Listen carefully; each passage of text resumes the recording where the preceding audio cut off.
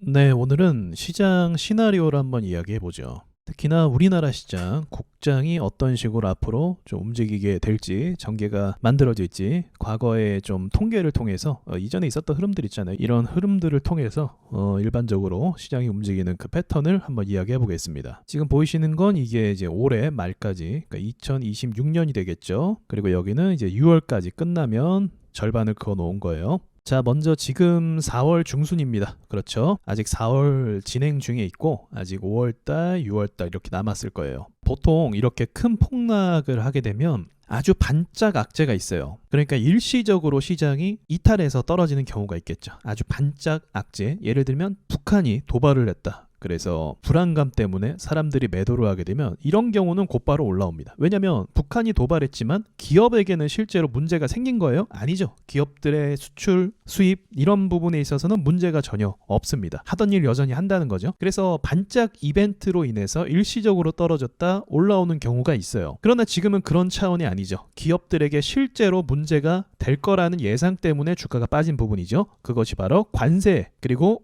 지금 이야기 나오는 거 미국 경기 침체 이야기를 많이 합니다. 그래서 주식시장은 기업들이 있는 곳이기 때문에 그렇죠?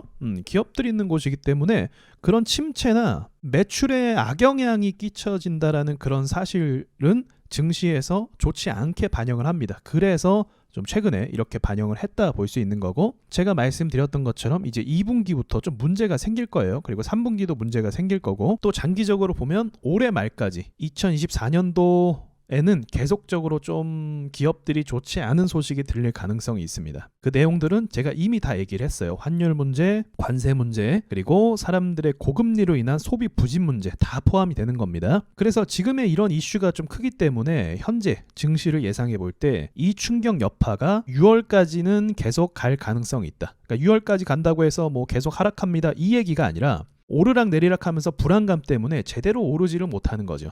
올라가고 싶어요. 상승을 해요. 진짜로. 그러면 어떻게 하겠어요? 또 트럼프가 시장 괜찮아? 하면 또 본인이 밀어붙이고 싶은 어떤 주장을 또 밀어붙여서 또 트러블이 생기고 또 문제가 생길 수 있겠죠. 그런 행동들이 반복되다 보면 어떻게 되겠어요? 시장이 신뢰를 잃어버리겠죠. 이미 지금도 미국장에 대한 신뢰가 좀 깨지는 상황이잖아요. 그런 부분이 주식을 매수하는 데 있어서 주저하게 만든다는 거죠. 그리고 제가 계속 말하지만 밑에서부터 이미 산 사람들, 미국 주식 같은 경우는 미국 사람들의 50% 이상은 주식 투자를 합니다. 그러니까 미국 사람들의 50% 이상은 이미 주식 투자를 과거서부터 했기 때문에 지금 고점에서 올라갔을 때 미국 사람들은 팔아도 손해가 아닌 거예요. 물론 미국 사람들도 끝물에 들어오는 사람이 있겠지만 어느 정도는 수익을 많이 봤단 말이죠. 원래 이들의 연금이나 개인 투자가 주식시장에 많이 흘러가거든요. 우리나라는 부동산 투자를 많이 하죠. 그래서 뭐 상가 투자, 뭐 갭 투자 이런 걸 많이 하죠. 하지만 미국은 이미 2008년도에 부동산이 자빠졌기 때문에 보통 주식 투자를 많이 합니다. 자, 이해되시죠? 그렇기 때문에 제가 지금부터 6월까지는 이 박스 안에 갇힐 가능성이 좀 있겠다고 생각이 들어요. 또는 트럼프가 좀 괜찮다 싶으면 뭔가 또 악재를 만들어낼 가능성도 없지 않아 있다고 생각을 합니다. 그래서 미국 역시도 연준 입장에서 뭐라고 합니까? 지금 상황이 경기 침체로 가는 게 거의 확정적이다 보니까 경기 침체를 안 갈 수가 없죠. 그러다 보니까 어떻게 해요? 금리를 내리겠다 이렇게 이야기하는 거죠. 금리 인하. 드디어 우리가 원하던 그 소식이 들렸지만 이 호재보다, 그러니까 우리가 반가워하는 소식보다 트럼프발 악재가 더 빡세요. 그쵸? 그래서 금리 인하가 된다 할지라도 이로 인한 기대감보다 트럼프가 주는 압박이 더 강하기 때문에 시장에 전체적으로 부정적인 영향이 계속 발생할 수 있겠죠. 이게 제가 생각하는 시나리오예요. 그래서 6월까지는 좀 약세장 흔들면서 그런 시장이 좀 예상이 됩니다. 그런데 자, 여러분 이제 크게 볼게요. 주식시장이라는 게 항상 약세로만 갈 수 없어요. 그리고 여러분이 만약에 주식 투자를 하는데 힘든 부분이 뭔지 아십니까? 그건 이렇게 비유를 해볼게요. 여러분이 지금 당장 내일의 날씨를 예상하려고 하기 때문에 그런 거예요. 그러니까 자연을 예측하려고 하는 거죠. 무슨 말이냐? 주식시장이 이거랑 똑같습니다. 주식시장은요, 자연과 같아요. 그래서 예측하는 게 너무나 힘들어요. 하지만 자연은 어떤 부분에 있어서 우리가 예측할 수 있는 부분이 있어요? 잘 들으세요. 봄이 오면 뭐가 옵니까? 여름이 오죠. 여름이 가면 가을이 오죠. 요즘은 가을도 없어졌지만 가을이 가면 겨울이 오죠. 당장 내일, 당장 다음 주 어떻게 될지는 알 수 없지만 우리가 시장의 특성과 본질을 이해한다고 하면 봄이 오면 여름이 오고 여름이 오면 가을이 오고 가을이 오면 겨울이 온다는 거, 다시 겨울이 지나면 봄이 온다는 거, 이 사이클이 주식시장에서 적용이 된다는 거죠. 하지만 뭐가 문제냐? 시기의 문제라는 거예요. 시기는 좀 다를 수 있다는 거. 하지만 결국은 어떻게 된다? 오긴 온다. 그러니까 그 포인트를 우리가 이해하고 시장을 좀 예측해 볼 수 있는 거예요. 어디까지나 예측이긴 하지만 자, 과거의 패턴을 한번 보죠. 시장이라는 건 한 번씩 급등을 크게 만들어냅니다. 코스닥은요, 흐름상 급등도 분명히 하지만 사실은 뭐가 더 많다? 압도적으로 급락이 더 많습니다. 왜 그럴까요? 이 급등이 기업이 정말로 좋아져서 계속적으로 성장해서 하는 급등이 아니기 때문에 그런 거예요. 기업이 성장하면 계속 우상향하겠죠, 미국처럼. 하지만 그게 아니라는 거죠. 우리나라의 대표 기업인 삼성전자조차도 성장을 계속하지는 못해요. 좀 잘 되다가 멈추고 잘 되다 멈추고 이걸 반복합니다. 장기적으로 보면 우상향하면서 계속 성장하지만요. 그래서 자세히 보시면 우리나라 증시는요, 급락이 더 많아요. 그쵸? 급락이 훨씬 많죠. 이래서 국장이 뭐다? 기본적으로 국장이 힘든 이유가 이런 겁니다. 미국장은요, 계속 우상향하죠. 급락이 별로 없죠. 그러니까 미국 시장은 계속적으로 사람들이 수익을 볼 수 있었던 거예요. 왜냐면 기업이 뭘 한다? 성장하니까. 지금도 장난 아니게 성장하고 있잖아요. 그런 신뢰와 성장이 바탕이 되고 매출이 바탕이 됐기 때문에 쉽게 팔지를 않는 거죠. 근데 우리나라 시장은 이런 변수가 굉장히 많기 때문에 또 오너 리스크도 있죠. 금강원에서 제대로 일을 못하는 부분도 있어요. 공매도도 있고. 그래서 기본적으로 좀 네거티브한 흐름을 많이 보여준다는 거죠. 자, 그러나 큰 그림으로 볼 땐 어때요? 하락도 하지만 오르기도 하고 하락도 하지만 오르기도 하고 또 하락도 하지만 어떻게 된다? 오르기도 할 거란 말이죠. 왜요? 아니, 국장은 좋지 않은데 왜 상승을 할 수 있다는 그 전제가 생깁니까? 그것은 바로 제 책에도 담긴 것처럼 세력이 있잖아요. 주식 여러분 보시면 어때요? 1년, 2년만 보셔도 주식이 매출이 상승해서 올라간다는 게 아니라는 사실을 알게 돼요. 매출이 나아질 거야 라고 하면서 주가가 올라가는 거. 지금은 더 그렇죠. 지금은 정치주 어때요? 인맥이 연결되면 그냥 묻지만 상승 가잖아요. 상지건설 보세요. 누가 봐도 문제가 있어 보이는데 그냥 인맥 하나로 퉁쳐서 주가가 쭉 올라버려도 아무도 뭐라고 안 하고 있잖아요. 그게 국내 주식시장의 특징이라는 겁니다. 그러니까 미국 같은 경우는 사실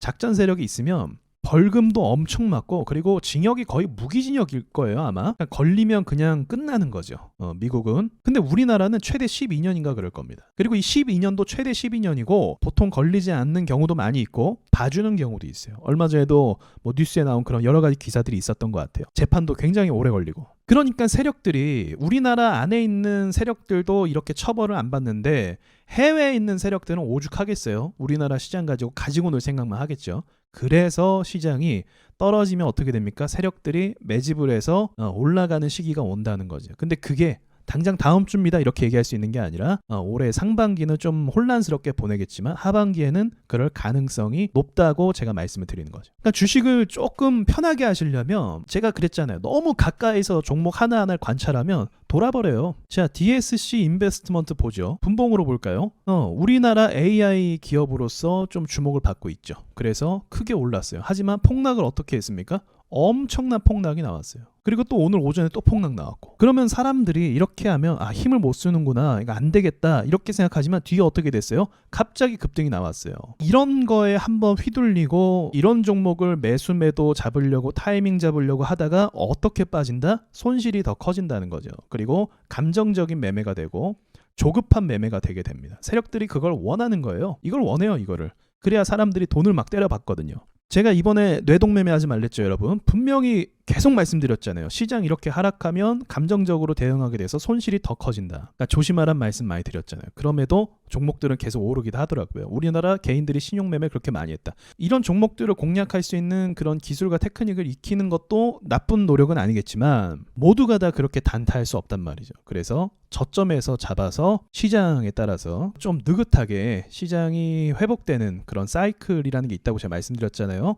계절이 바뀌는 것처럼 그런 시기를 기다려서 좋은 종목을 담아가는 게 가장 괜찮은 전략이 됩니다. 그래서 저는 이제 하반기 여기를 이제 비워놨죠. 그럼 이쪽은 상반기는 조금 어수선하게 보낼지 몰라도 여기는 이렇게 흔들린다 할지라도 하반기에는 한번 밀고 여기서 전고점까지 최소한 775포인트를 넘어서서 800포인트까지는 아마 가줄 거라고 생각합니다. 그러니까 시장이 엄청 크게 오를 거예요. 이런 이야기는 좀 어렵겠죠. 그래도 금리가 어떻게 돼요? 호재는 있어요. 그래도 금리가 인하하면 코스닥 같은 경우는 중소기업들이 포함되어 있기 때문에 금리 인하하면 환율이 안정이 되고 전반적으로 재무 상황이 많이 개선이 될 가능성이 높아요. 그리고 투자도 다시 들어올 가능성이 높고 돈들이 이동하니까. 그래서 이러한 호재를 힘입어서 못해도 800까지는 갈 수 있을 것이다 라고 생각할 수 있는 거예요. 올해 하반기에 말이죠. 그리고 이전에 좀 폭이 우리나라 시장이 아무리 또 그지 같아도 또 오를 때는 한번 이렇게 올라주는 경우가 있거든요. 지금 800까지만 간다고 해도 겨우 이 정도예요, 여러분. 그쵸? 겨우 이 정도. 이건 못 가겠어요. 그래서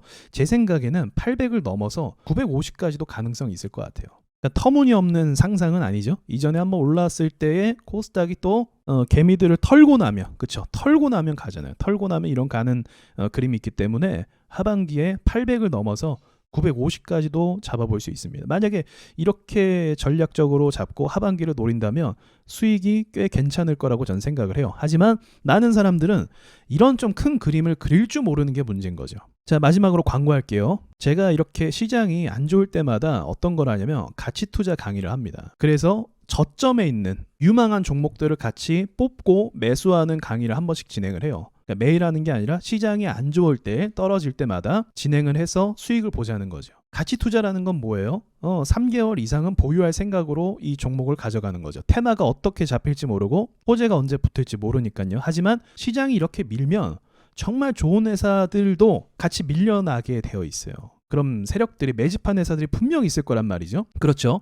매집했던 회사들이 떨어지게 되면 추가적으로 더 매집할 수 있고 개미가 많이 털리는 시점이기 때문에 이후에 수월하게 상승할 가능성이 굉장히 높은 거죠. 그래서 제가 시장이 안 좋을 때마다 가치 투자 강의를 진행했고 강의에 참여하는 분들과 같이 종목을 뽑아요. 저도 종목을 뽑고 같이 뽑아보면서 그 결실까지도 같이 보는, 그래서 잠깐 잊고 있다가 이번에 하락했을 때 좋은 기회가 될 것 같은 거예요. 개인적으로 분석을 해보니까 하반기, 정말 늦어도 내년 상반기에는 시장에 큰 움직임이 있을 것 같단 말이죠. 그래서 그때 수익을 좀 노리는 방향으로 가면 괜찮겠다 생각이 들어서 또 진행하게 됐습니다. 강의 공지나 신청은 제가 댓글에 남겨놓을게요. 그래서 댓글을 확인하시면 와조 인사이트에서 내용을 확인하실 수 있습니다. 자, 오늘도 시장이 하락했죠. 어제 개인들이 너무 많이 산다고 말씀드리고 그랬는데 오늘 시장 하락했어요. 마침 딱 700포인트, 그쵸? 정확하게는 697포인트에 도달해야 되는데 2포인트 일단 모자라요. 긴장됩니다. 지금 시장이 사실 빠지면 여기까지도 충분히 빠질 수 있는 상황인데 가능하면 지금 자리에서 밟고 올라갔으면 좋겠어요. 안 그래도 사람들 손해 많이 본 상황이긴 하잖아요. 그렇죠? 가능하면 올라가 줬으면 좋겠는데 미국장이 강력한 저항대입니다. 얼마 전에 12% 급등했던 거길 못 넘고 있어요. 여길 넘어야 되거든요. 그래서 오늘 밤 주식을 잘 보셔야 돼요. 오늘 혹시나 상승이 나와서 지금 선물 시장은 하락하지만 어떻게 될지도 몰라요. 상승이 나와서 뚫어지면 일시적으로 분위기가 좋아질 가능성이 있습니다. 자, 여기까지 말씀드리고 이상 영상 마치도록 할게요.